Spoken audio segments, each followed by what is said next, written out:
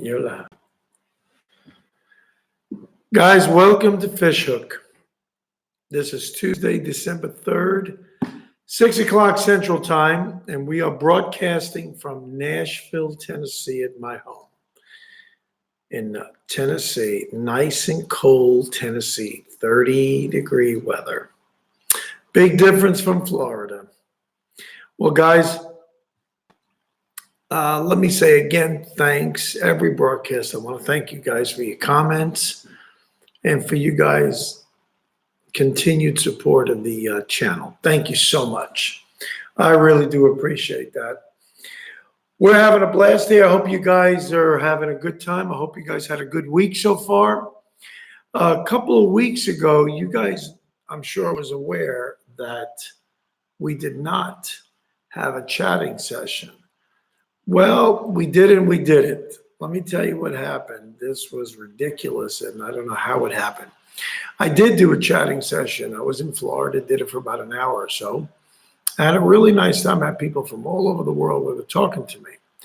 Well, wouldn't you know it, that after YouTube changed their platform, and I wasn't aware of that.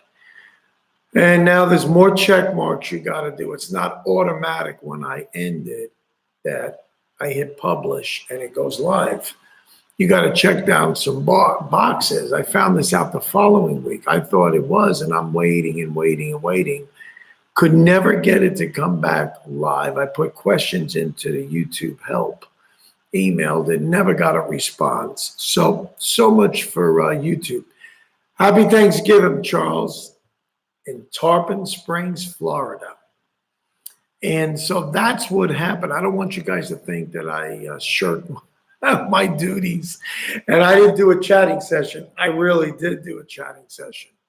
And unfortunately, it never published, and I had a really good time too. And then last week, believe it or not, the live chat forum died. That was YouTube's issue, not mine. I'll take the hit for the first one. This was YouTube's failure. Tonight it's working because I see Charles's comment. But last week, my daughters were telling me both of them tried to put comments in. It wasn't working. And then it gave me a notice that it was down. It never got fixed, at least during the hour we were doing chatting. So I just want you guys to be aware that's what happened last week. That was irritating. So the week before, I didn't have a chatting session. And I did a chatting session. That's what kills me. And I had people on from Africa and all over the place. And it was fun. And then last week, no live chat. Justin Turner, how are you doing? Had a great Thanksgiving, and thank you. I was going to move right into that anyway. I hope everybody had a great, great Thanksgiving. And again, I wish everybody a happy Thanksgiving. This is a great time of the year. We really can sit down and count our blessings. We're living in the best country in the world, second to nobody. This is the #1 place to live. We have freedoms that the world is dying to have. So this isn't a political platform. I just want to tell you, I'm proud to be an American. I'm proud to have the freedom to do what I'm doing right now and to be part of such a great nation. And thank God for that. Now, I hope you guys enjoyed your Thanksgiving. I'd like you guys to tell me as you're listening, if you want to chat, let me know what Thanksgiving was for you. What you guys ate, anything special happened on Thanksgiving. If you just want to highlight it, mention it, I'll address it during the broadcast. And if you guys do come up with questions, man, I like questions. So, and I'm squinting a little bit because of lights that are on me. So forgive me if my eyes look like I open them up a lot. I squint a little bit when lights are right in my face. But let me know if anything special happened on Thanksgiving. We just put out a video Monday called Thanksgiving Seafood Stuffing. I want to tell you that was off the charts how good that stuffing was. That is not a lie. How you doing, buddy? Mr. Robert Porter. Nice to have you on board. You smoked a turkey. Nice. I never did that before. You went, Justin goes deer hunting. The nerve of you. Deer hunting. Let me move my screen over a little bit more. I want to see if I can enlarge this just a little bit so I can see all the writing. There we go. You went deer hunting and you had a great meal with Becca and 2 girls and family. Excellent. It's all about family, man. It's all about it. We weren't made to be loners. I'm happy to be married. I'm happy to have I'm blessed, I want to tell you guys. I've got 3 wonderful children, and they lost their mom about 12 years ago. But they are serving the Lord. I've got 9 grandkids that I wouldn't trade them for nothing. They love me, 6 boys and 3 girls, so my cup runs over. I'm very, very blessed in this time of my life. I'm very, very blessed. Well, Thanksgiving, let me tell you, we made that Thanksgiving seafood stuffing. First, I never thought something like that could ever happen, how that would really work out. So we made it. And that morning while we were preparing, this was Thanksgiving morning, we made this. What was really good about it was we were going to take it, and this is really funny. You guys will get a chuckle out of this. This year I spent it was my turn to go to Florida, so I spent it with Amy's family, and we ate over her sister-in-law and my sister-in-law and brother-in-law's house. Well, I mentioned in the video that we were bringing it over to my sister-in-law's house, so it was really funny. I'll tell you what happened. We were making it, and we tasted some. I ate about a third of that stuffing. That was the sad part. Me and her, we picked it. I ate most of it, of course. And we picked it, and it was just ridiculous. I couldn't put it down.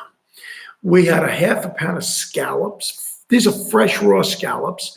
We put a 1/2 pound of lump crab meat right from Louisiana. I buy it at Jensen's Seafood, and I did a video on Jensen's. And then we put in 3/4 pound of raw, everything was cooked, of course, of fresh raw shrimp from the Gulf. And I want to tell you, that was a marriage made in heaven. All those fish went together so good.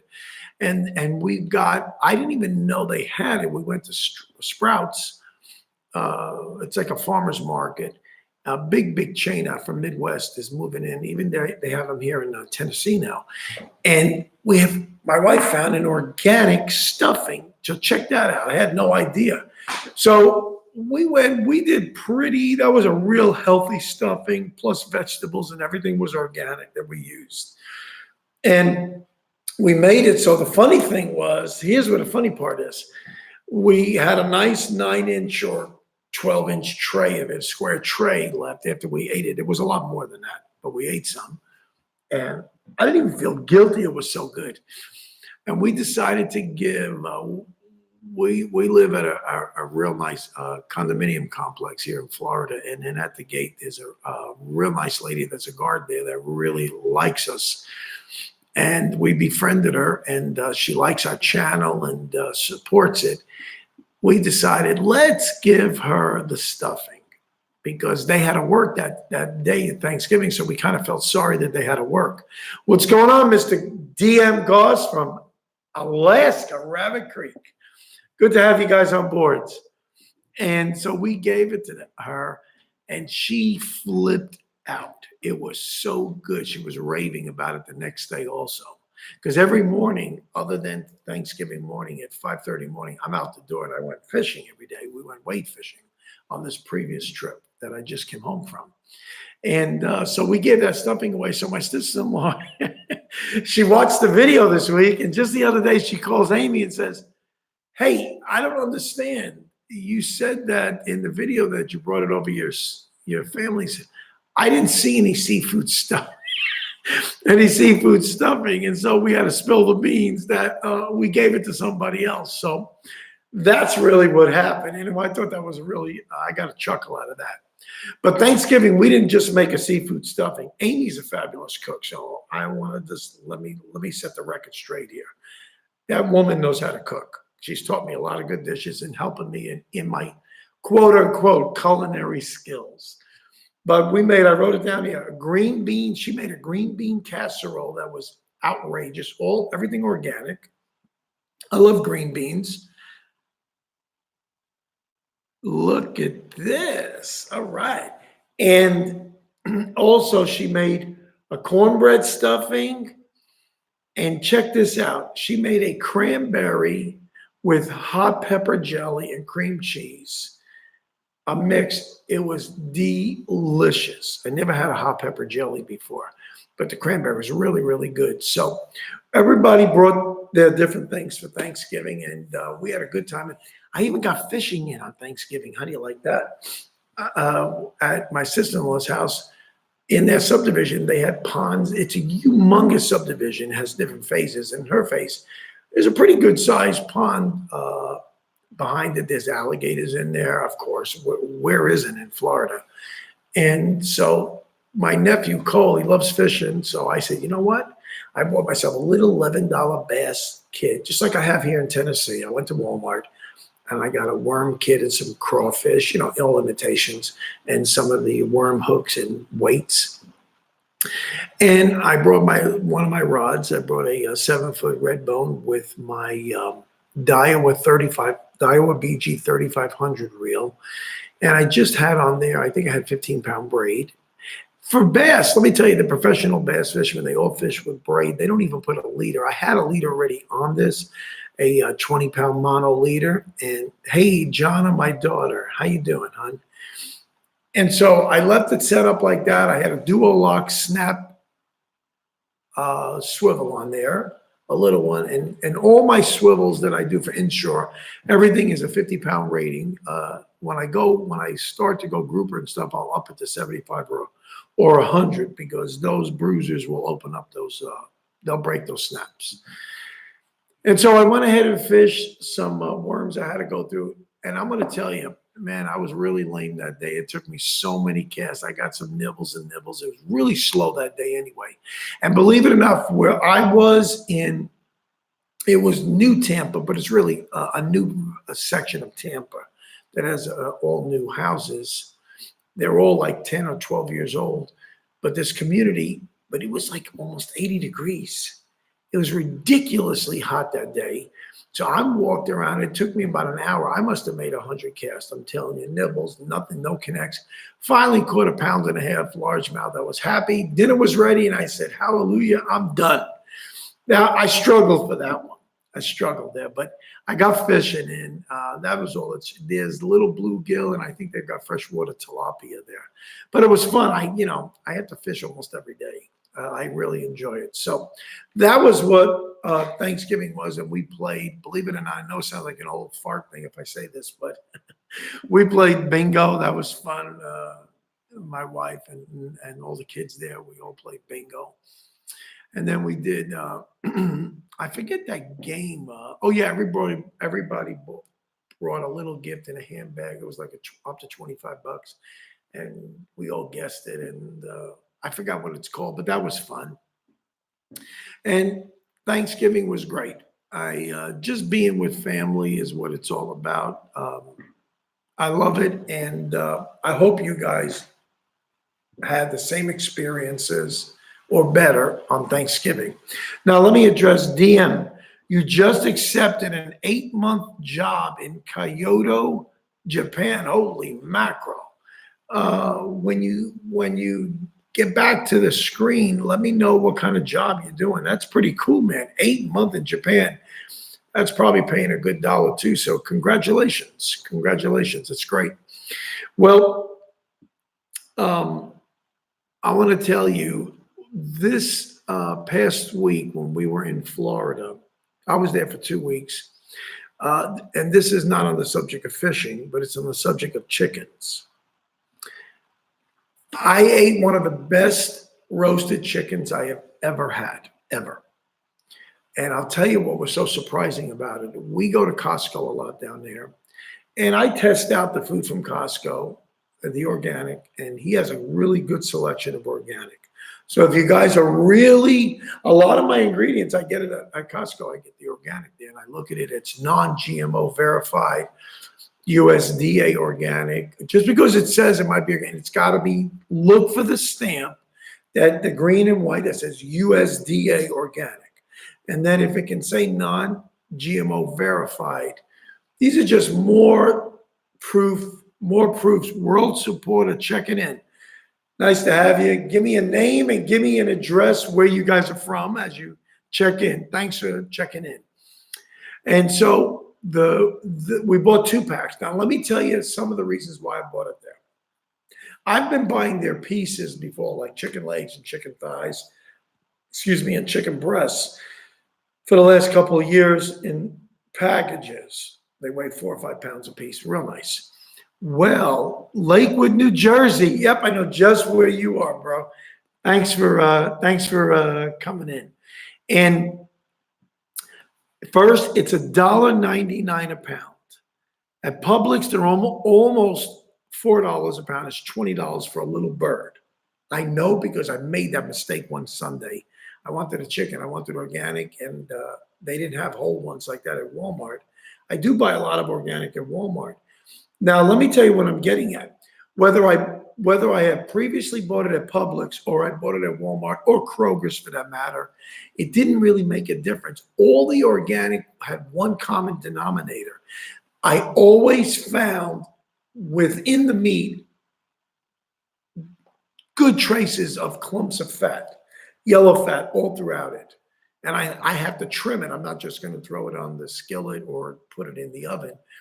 I'm not eating all that fat. So every visible piece of fat that I can without destroying the meat, I would cut it and fillet it as much as possible, trim it, and then I feel better. And there's quite a bit of fat. And these are organic now. And I'm saying, man, this is ridiculous. It didn't make sense. Well, let me tell you the big thing that happened to our experience. I hope you guys have the same that we did. These are 2-pack. So it cost me about $20 to $21 on an average for 2 birds. We're talking 10 to 10.5 pounds.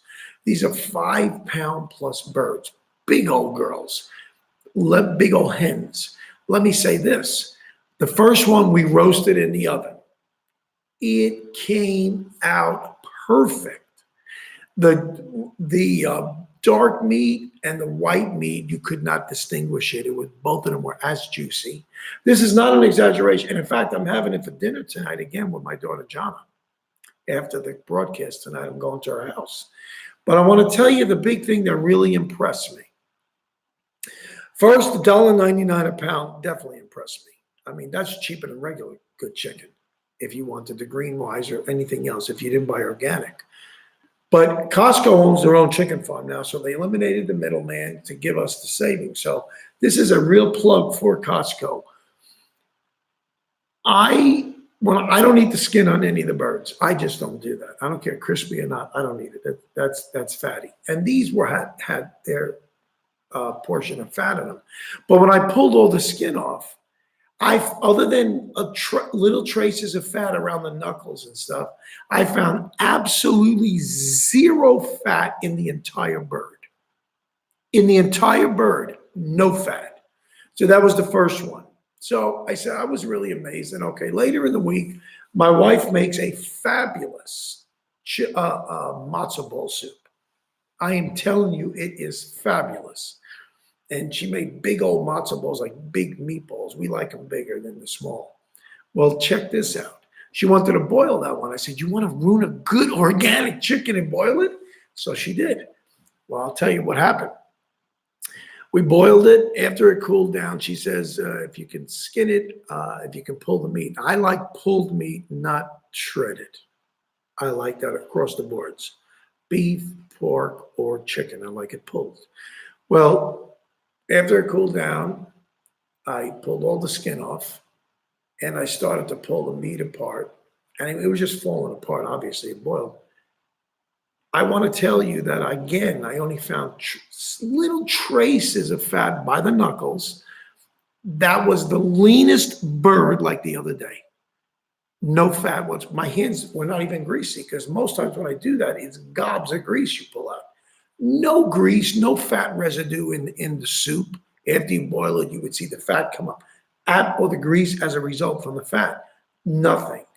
So $1.99 a pound. Check it out. I hope you guys, I had 2 out of 2 with no fat. So when I came back to Tennessee, I went back to Costco. I picked up some more packages of this chicken. I gave it to my kids. I wanted them to try it. And I said, listen, this is what you need to buy organic. And I hope you have the same experience we had. So tonight, I'll talk about it next week. I'll let you know if this chicken we have tonight is going to be fat free. But listen, we talk about this chatting is not necessarily only on fishing, even though I love that, and that's the main thing, seafood. We're talking about our lives. I want to hear about you guys. Just like DM tells me he got a job in Japan. That's awesome, man. I look forward to talking, and I like questions. If you guys have questions, wait till we're in 20 minutes already. So when it gets around the 40-minute mark, I'm going to let you guys know if you want to post any questions. I would love to answer them. I like the back and forth. I welcome that a lot. Again, let me put a plug in for emails.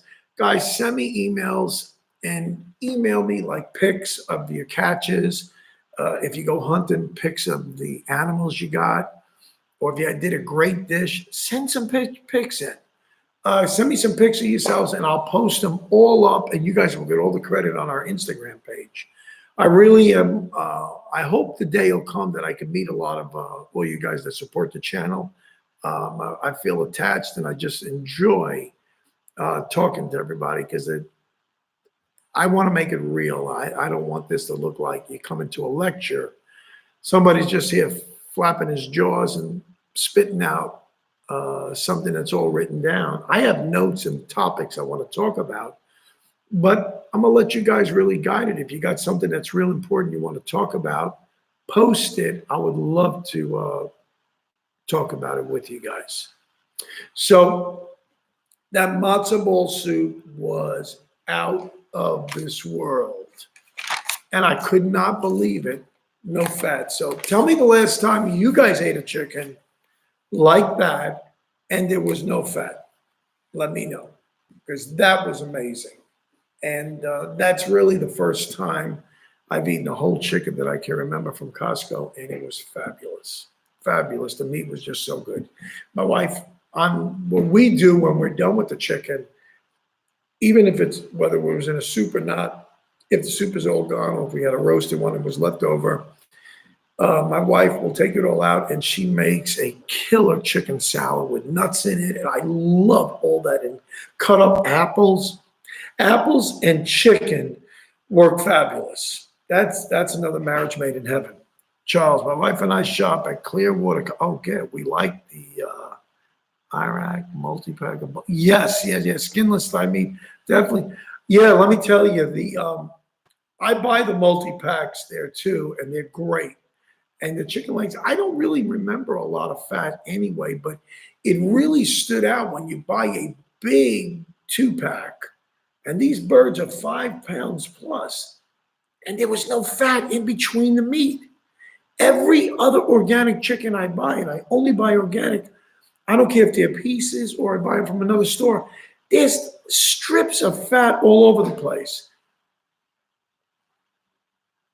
And anyway,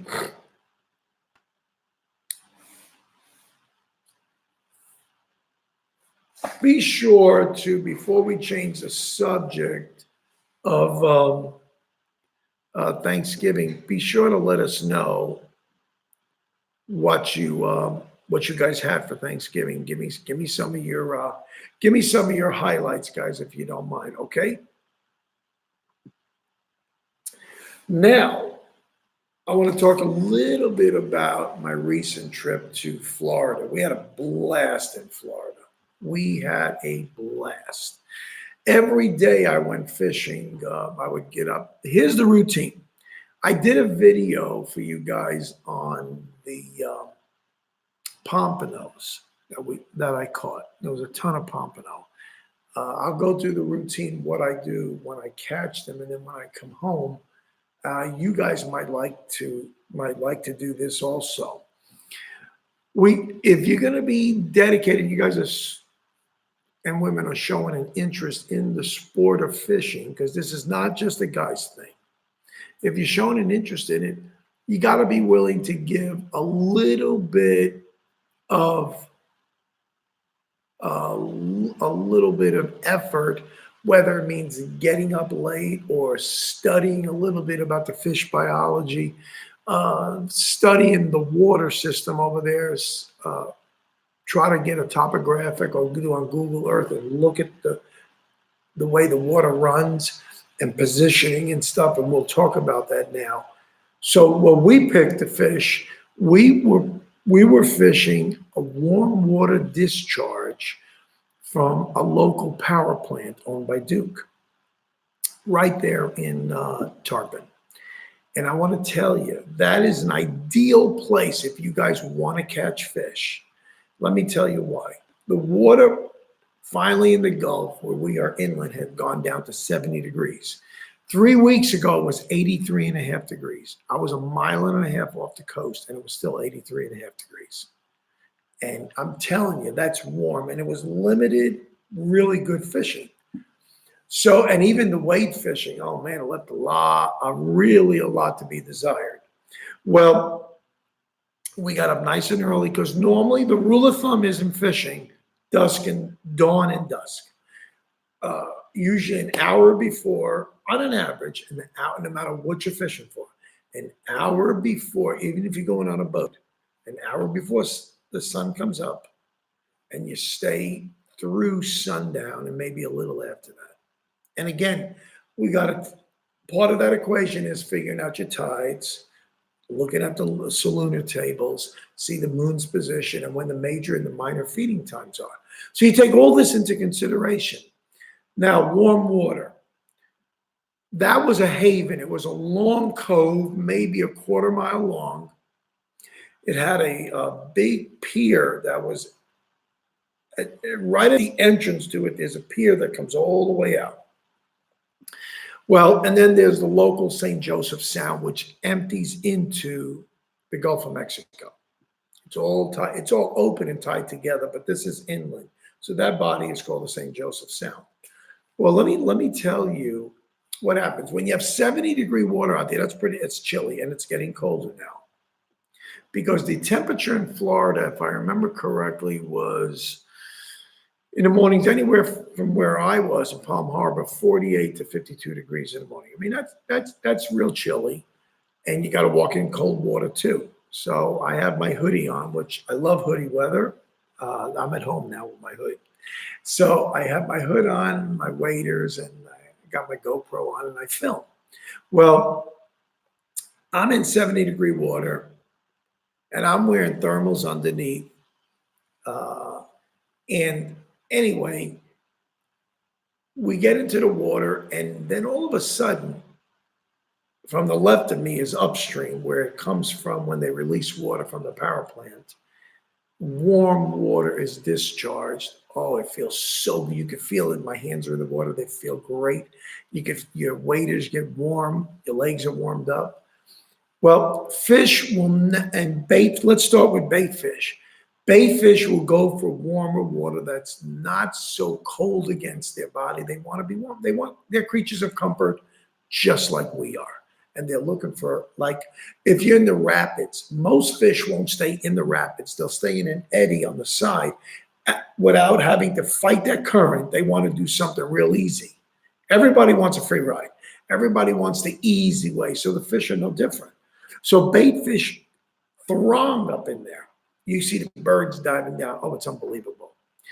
From across the channel, you could see a blitz, like you would see a striper or a bluefish blitz, and the jacks are just chowing down on the bait that's over there. I mean, it's blitzing, they're splashing all over. Out of nowhere, all of a sudden, pow, a 10-foot, like as if you threw a cast net out. Bam, out of nowhere, like water's boiling and frothing, and you see the little bait fish just jumping out of the water all over the place. And they're getting it from on top from birds and the eagles, and on the bottom you got these choppers getting them and just ambushing them at the surface. So that's the same anywhere in the country. That's how fish work. They ambush their bait. So naturally, if the bait fish are coming up this canal and it's nice warm water, what do you think? The predators are soon to follow, and they ambush them there. And a lot of times, like this is the canal, they'll come in and go all all the way around and go back out of there to be circling there, and they're ambushing bait as it comes in. And that's a nice channel, maybe 12 to 20 feet deep in the middle there. It's very rocky. You're going to make donations. Now, let me answer this question. Charles, you asked if, did I see any manatee? Oh, yeah. Are you kidding me? Manatees within 2 feet of me. They would like come down and swerve around you and keep going down. Oh, yeah. We saw manatees all the time. In fact, the last week, we saw quite a few manatees. They were coming. They wanted warm water, and they're feeding on the algae on the plant life. They're vegetarians. They don't eat fish. But yes, we saw a lot of manatees. They're beautiful. You see them blowing air out of their blowhole, and they stick their little seal like a walrus head out. They're just big sea cows, and they're harmless. They don't bother us, and we don't bother them. But that's the price we had to pay. So we get there 5:30 in the morning. It takes 30 minutes to get all your gear on. You're strapped up. There's a nice pocket inside my waders, so I'll stuff a couple of little cases of different lures if I'm using that. And I showed you in the last week's chatting session, we use Doc's jigs with teaser flies.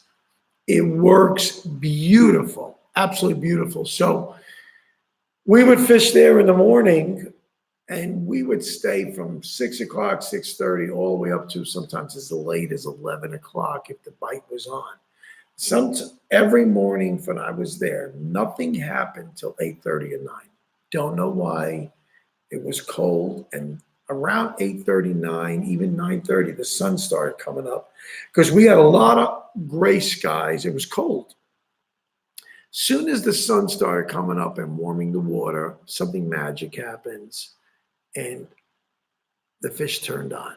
Now, where we were, if jacks came in first, they're carnivorous. I mean, they'll eat pompano too. They'll eat anything. They can get it in their traps, they'll eat it. And they got nice, sharp little teeth. Well, the pompano don't show up in numbers. There's isolated pompano and permit. Permit normally are caught, at least there, when it's early in the morning, overcast and dark. They don't like, if they don't swim real fast like a pompano does. So we're more apt to catch them earlier in the morning. And then when it warms up, the pompano take over for some reason. And they're all related, by the way. Pompano, permit are all in part of the jack family. They're cousins to the jack. So it's quite, the jack family is a huge family. Many, many fish are related to the jacks. Because if you hear them croak, it's in the jack family. And it's a relation of the jack crevalle. So we would get there early in the morning, and we'd wade down to the water there. And this particular 2 weeks was the highest tides I've ever seen. Ever seen. They were 2.5 to 2 3/4 feet above high tide. So when I'm walking down those steps, and if you saw my video on the pompanos, I was already in the middle, all the way up the upper part of my thighs, walking in the water that high, right up to that, when normally it's not even up to my knees. It was all the way up there. And we caught it on some of them on full high tide or just going into full high tide. So we went there, and when we fished for them, we positioned ourselves right. We went up. If you see this canal, if you do a Google search, they have barrels, big, they look like 55-gallon drums, but they're all painted orange, and they're strapped across there to prevent boats from going past there. They have sections, and they barrel them off. And I don't really know all the reasons for that, but there is a reason for it. So the boats stop there. They all park horizontally, anchor up, and they have a better position to catch pompano and others because on the left side of the canal, it's more sandy bottom. So when you cast your bait out there and you're working it back, you're working it with the current, in the direction of the current, the natural flow, which doesn't spook the predators. If you are throwing it the other way and bringing it against the current, it's an unnatural pattern. So think about it. The whole purpose of throwing An artificial lure is to simulate a live fish in his habitation and live and moving around in a normal manner. So if you move it the opposite way, the fish aren't stupid. They're going to see that and say, "Hey, something's wrong. I won't bite that." So we would cast upstream to our left, take up our slack, and I had a 3/8 ounce Doc's jig and a teaser. It was a bright yellow with a pink teaser. Seemed to be the best combination.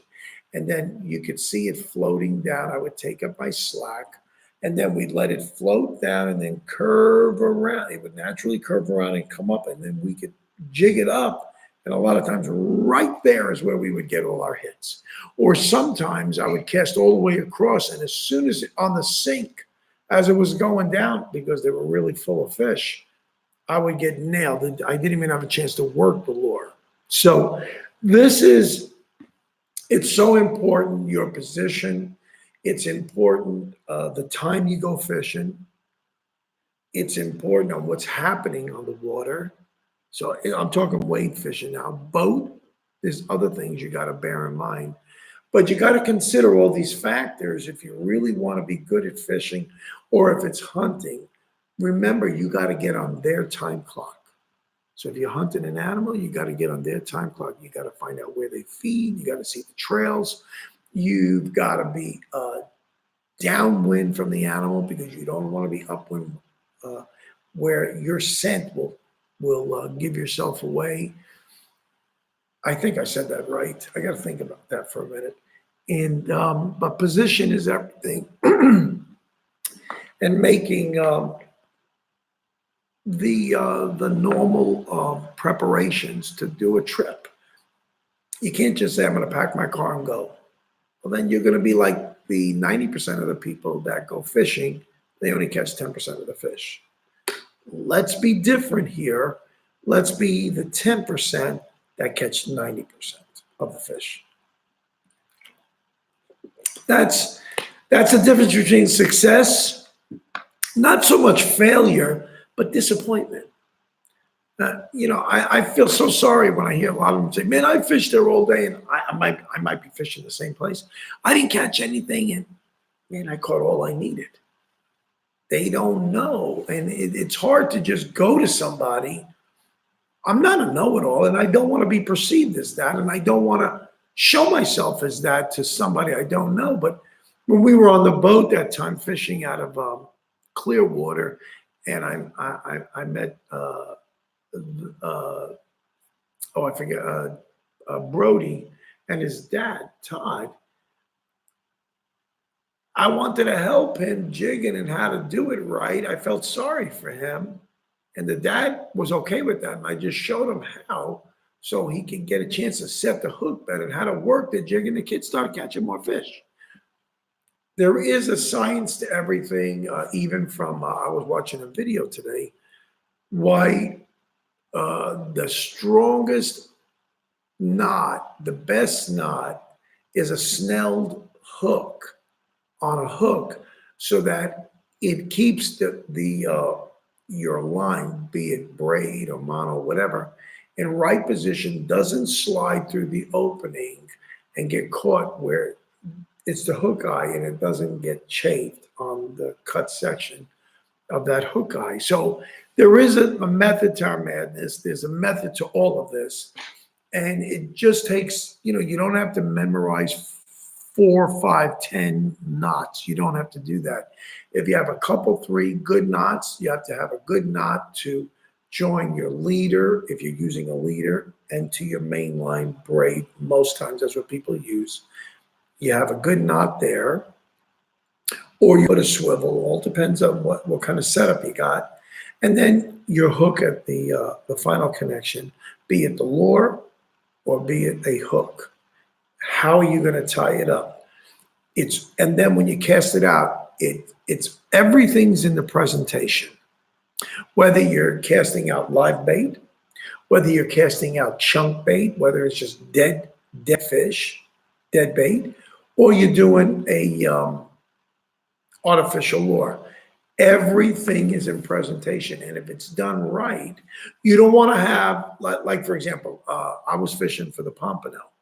Now, I took my one rod, my 8-foot red bone medium heavy, it had a nice fast tip, had a long cork butt, which I like. It was very responsive, and I could jig that real good in moving water. And that current was moving pretty good there in the canal there. Well, I like my Thunderous reel a lot. It's a live liner reel with a back drag and has a front drag. And the back drag is if you have live bait out there or just cut bait and you don't want to spook a fish, let them take it, swallow it. And then once you engage your reel and reel it in, it disengages the back spool, engages your front one with the proper tension, and immediately the line gets taut, and usually the hook will go right in the corner of its mouth. You've got the fish sets the hook. But I use that Thunderous reel. I really like that Thunderous reel. But it was a 4,000 reel, has a small profile, so that's why I used it. I didn't need a 4,000 reel. But Thunderous, that's the smallest they make. And this one already was pre-spooled with 30-pound braid, 8-strand braid. So I said, okay, unless I went to a half-ounce docks jig, which was an overkill, and then I'd have to, it was sinking too fast, because I got to jerk it or double jerk it off the floor. It was too hard to work and to imitate bait for the pompano. I had a hard time. I couldn't get out real distance with the 3/8 or quarter ounce. Forget it. My line was so heavy. It was so much wind resistance. So I went down to Southeastern Fishing Liquidators in North Tampa Road in Tampa, North Florida, rather. I've been going to Vince's place there for going on 15 years. And I told him I saved my braid. All that braid was still good. So I wound it up on another spool. And I put on 20-pound Invisibraid made by Berkeley. He talked me into it. He said, you'll like this. It's white. He said, but in the water, it's invisible. So really? So I said, I'm willing to try. So I put on 20-pound braid. I believe it was 8-strand. And then I tied my leader on. I always put a mono leader on. And what a remarkable difference. When I whipped it out, the 3/8, I got all the way over to the other side of the canal that I needed to be. That was the hot area. I was always like 40 feet short. I couldn't reach it. I would have to cast so hard and whip it so hard. A lot of times I would make knots in my line. It was just, the line was going too fast for the water. So when I put the appropriate line on, I knocked it down to 20 pounds for this type of fishing now. That reel, 30-pound was fine, but not for casting distances and having a little more finesse. There was no finesse with 30-pound. So once I went to 20-pound and I had a 20-pound mono leader on, instantly, man, game on. I was catching fish. So we went every day, and I'm just telling you, you got to jump in and learn this, befriend somebody, and try some wade fishing. I think you guys would love it. We had, I had a blast. Every day I had a blast. After that, I would stop at a local restaurant, have breakfast on the way home, and then take my shower. But I've been getting up at 5 in the morning. It was ridiculous. But I was so psyched up to go because it's just the excitement. You never know. And the pompano are such a prized fish. When I showed you the video on Jensen Seafood, it's $23.99 a pound, pompano. You don't find it at Publix or any stores. They don't have pompano. They have certain game fish, but pompano, I've never seen it. Bright white meat, very, very dense.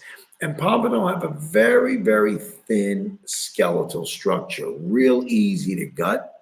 They didn't have a huge rib cage, nothing like that at all, like a sheep's head or a permit. And I caught the biggest pompano ever this week of my personal best, 24-incher. That was a huge one. And man, it was so much fun. and it was all inshore waiting. You just don't know what you're going to get. We've caught everything these 2 weeks, from Spanish mackerel, big Spanish mackerel, cobia, bluefish.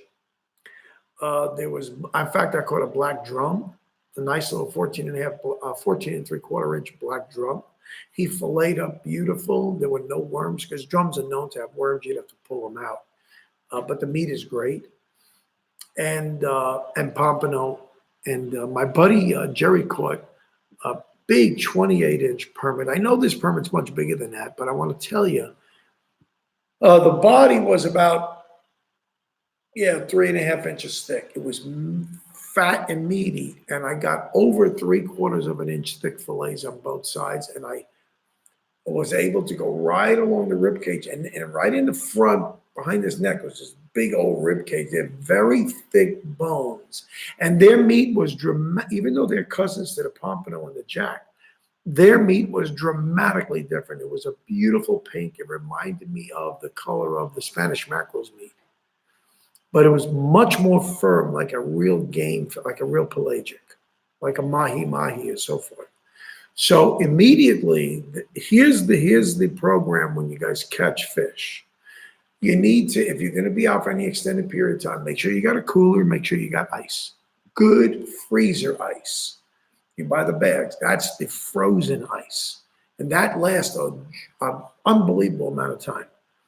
If you leave it in the bag, it's good, depending on the size of your cooler. Get your fish on ice right away. Keep them on all day and then some. When you go home, keep them under ice.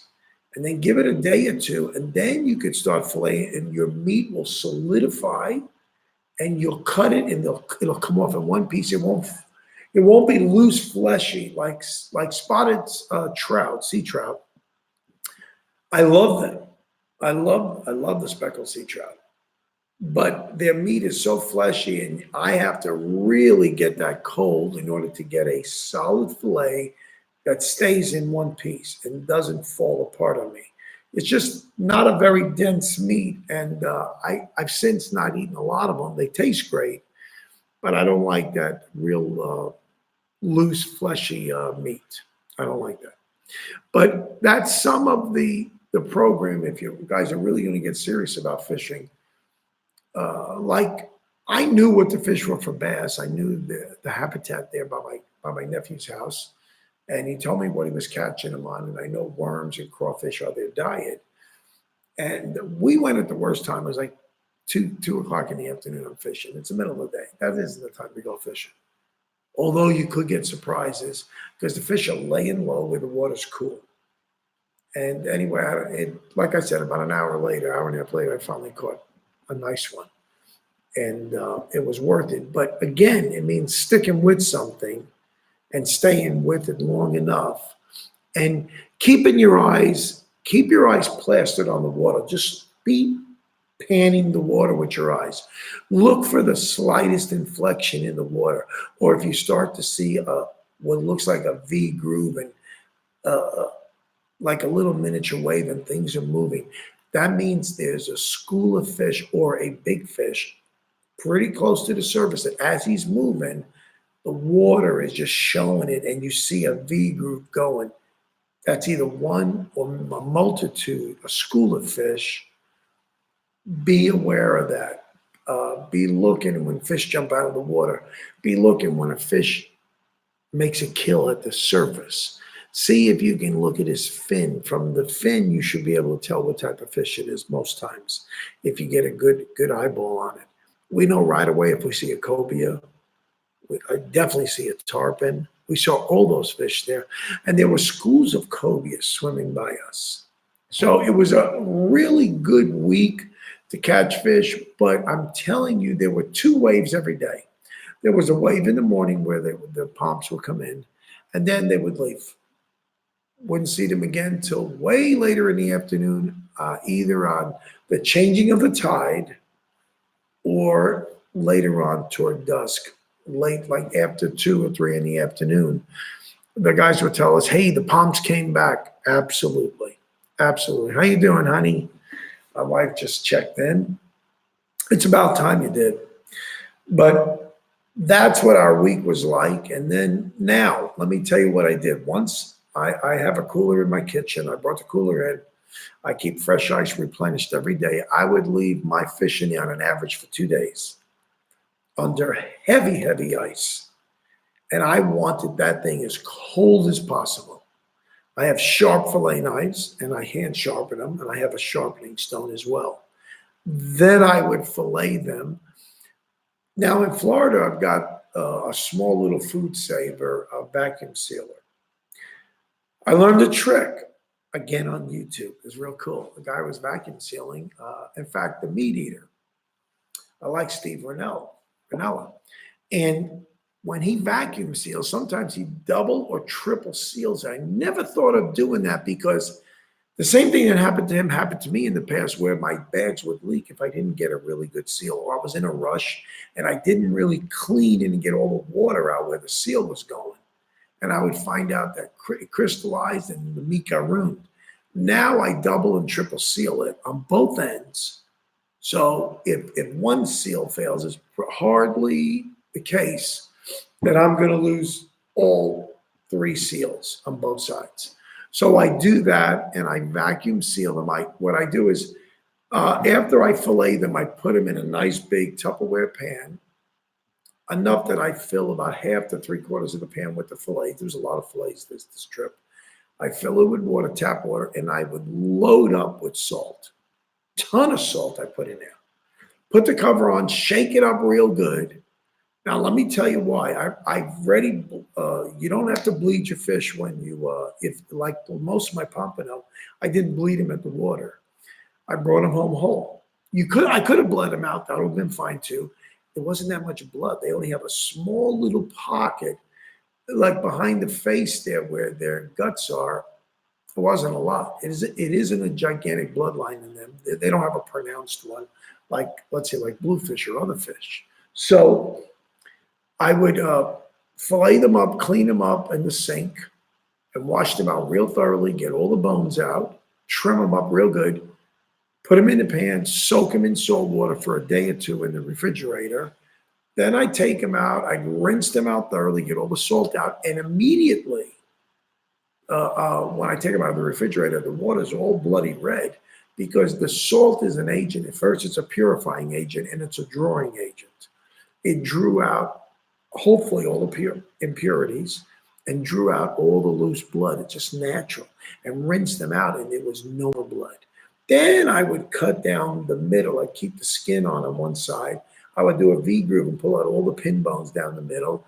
Once you guys start doing that for a while, it's an easy thing to do. It's just a habit. And the more practice, you get really good at it. I've been doing it for years now, so I know what I'm doing now. And then I sacrifice a towel. I have a lot of fishing towels. I lay it on the counter. After I pull the fish out, I rinse them off. I lay them in there, sandwich them in the towel, dry them off as good as I can, get as much excess moisture off, put them in the bags, clean the edges of the bag, seal them, vacuum seal them real good, and double and triple seal the bags. And then I would mark them in the good magic marker, those fine tip ones, Pompano 11/19. So I keep track of, I try to eat the older ones first, so I keep turning over my fish. But I eat what I put in the freezer. I may not eat it today. It might be a year from now I'll eat some of these pompano. Maybe later. Maybe I'll give some away. But they're properly sealed. And I did give away some pompano this week as well. But that's the best way to prepare your fish. And then you can put them in a deep freeze and leave them and literally forget about them. And they'll be good. If you do that pattern, it's the simplest way. I know some people do a vinegar thing. I'm just not familiar with that. I've done the salt, and I've done it all my life, and it's always worked. It's never failed me. My bags have failed because I didn't do proper seals. I've since then bought a real nice commercial vacuum sealer from a company out Midwest, and I got it here in my home here in Tennessee. And I did do, if you guys will check the video log, look in the playlist, you'll see one where I showed you how I vacuum sealed it, and I actually did it for you guys. I showed you. So that's the procedure if you want to keep your catch. If you really want it, that's what you need to do. And that's going to hold for meat. If like this winter, we'll do deer hunting and small game. Any of the meat that I'm going to keep and we're going to store for a while is going to be vacuum sealed. Absolutely. My chops, my steaks, my chopped meat, whatever it is, I'm going to vacuum seal it out real good. And another thing too, with the vacuum sealing, you guys can season the meat up and vacuum seal, just leave it like that. That the pressure of the vacuum seal helps you, like if you want to make a fresh piece of meat or even a fish, you want to marinate it real good and you want to eat it that same day. You only got to put it in for a couple of hours in a vacuum seal, and that vacuum seal will push that fluids into the meat. Me and Jack did a sous vide of a striped bass. In the very beginning when I first started on YouTube, and this is back in February, I think, or March of this year, you can look at it, sous vide striped bass. It was, and we put some balsamic in there, from Modena, Italy. It was the really pure balsamic vinegar. And we doused it in that, marinated in that, and I cooked it right there in the sous vide cooker. So coming up soon, we'll do some sous vide cooking, and I want to show you guys just how nice it is and how easy it is to do, to maintain. You can cook anything from a prime rib to any piece of meat, piece of fish, piece of chicken in the vacuum seal bags. They're made to go into boiling hot water and to cook. So this world is a big world of cooking on seafood and methods of cooking and methods of preparing your food and preserving your food. So there was a bunch more we wanted to talk about, but you know what? I didn't realize that it's 56 minutes in. If you guys have any questions or anything, you guys can post them. But I really want to thank everybody that checked in, all my buddies from Maine to Alaska. Thank you so much. I had a blast. I'm looking forward to next week when I can see you guys and talk to you guys again. We have another cooking video we'll be issuing this week. We're upping the frequency of the videos to 2 cooking videos a week. And we'll have our fishing video, and we'll do this nice chat every Tuesday night. This has been awesome, guys. I appreciate everybody that has tuned in. And for some of you guys and girls, if this is the first time you tuned in, man, thanks so much. Hit that subscribe button. We want you to be part of our family. We want to grow the channel. We're doing great on that. And we just want to get our views up and really want to make it a successful channel. That's the whole purpose here.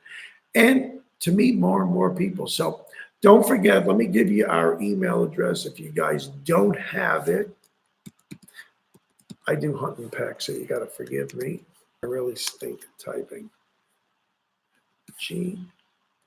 gmail.com. Let's Fishhook 2019.